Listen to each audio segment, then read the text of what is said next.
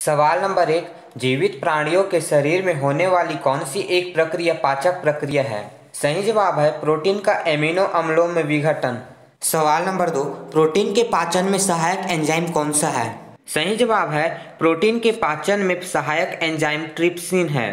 सवाल नंबर 3, उन देशों में जहां के लोगों का मुख्य खाद्यान्न पालिश किया हुआ चावल है, लोग क्या से पीड़ित हैं? सही जवाब है पालिश किया हुआ चावल खाने से बेरी रोग होता है। दोस्तों, क्या आप पालिश किया हुआ चावल खाते हो? कमेंट में जरूर बताना। सवाल नंबर 4, मांसपेशियां में से किसके एकत्र होने से थकान होती है? सही जवाब है मांसपेशियां में से लैक्टिक अम्ल एकत्र होने से थकान होती है। दोस्तों, क्या आपको भी बार बार थकान आता है? कमेंट में जरूर बताना। सवाल नंबर 5, जीव विज्ञान शब्द का प्रयोग सर्वप्रथम किसने किया? जीव विज्ञान मतलब बायोलॉजी, ये तो आपको पता ही होगा। सही जवाब है जीव विज्ञान शब्द का सर्वप्रथम प्रयोग लैमार्क तथा ट्रेविनेरस ने किया था। सवाल नंबर 6, वह विज्ञान जिसका संबंध जीवधारियों के अध्ययन से होता है क्या कहलाता है? सही जवाब है जिसका संबंध जीवधारियों के अध्ययन से होता है वह जीव विज्ञान कहलाता है और अंग्रेजी में इसे बायोलॉजी कहते हैं। सवाल नंबर 7, फाइकोलॉजी में किसका अध्ययन किया जाता है? सही जवाब है फाइकोलॉजी में शैवाल एल्गी का अध्ययन किया जाता है। सवाल नंबर 8, पर्यावरण का अध्ययन जीव विज्ञान की किस शाखा के अंतर्गत किया जाता है? सही जवाब है पर्यावरण का अध्ययन जीव विज्ञान की पारिस्थितिकी शाखा के अंतर्गत किया जाता है।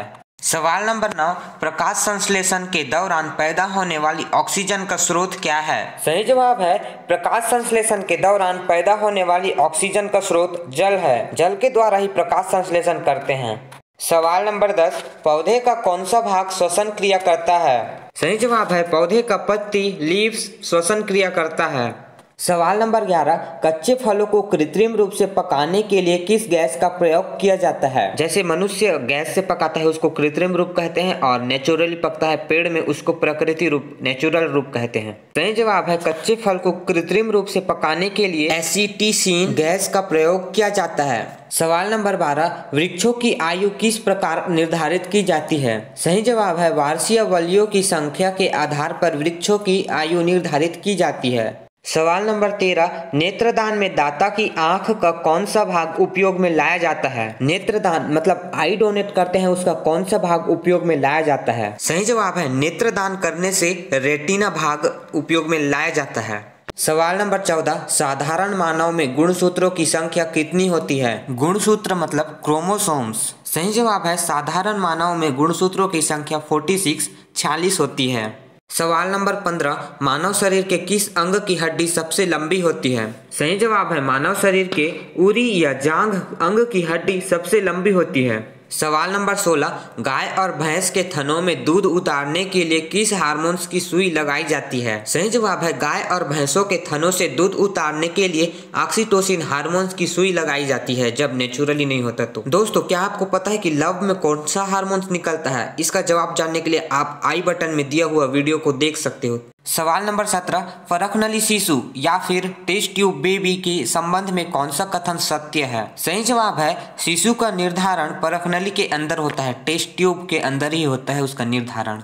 सवाल नंबर 18, मानव शरीर में पसलियों के कितने जोड़े होते हैं? सही जवाब है मानव शरीर में पसलियों के 12 जोड़ी होते हैं। सवाल नंबर 19, हल्दी के पौधे का खाने योग्य हिस्सा कौन सा है? जवाब है हल्दी के पौधे का खाने योग्य हिस्सा प्रकंद है। सवाल नंबर 20, स्तनधारियों में लाल रुधिर कणिकाओं का निर्माण कहाँ होता है?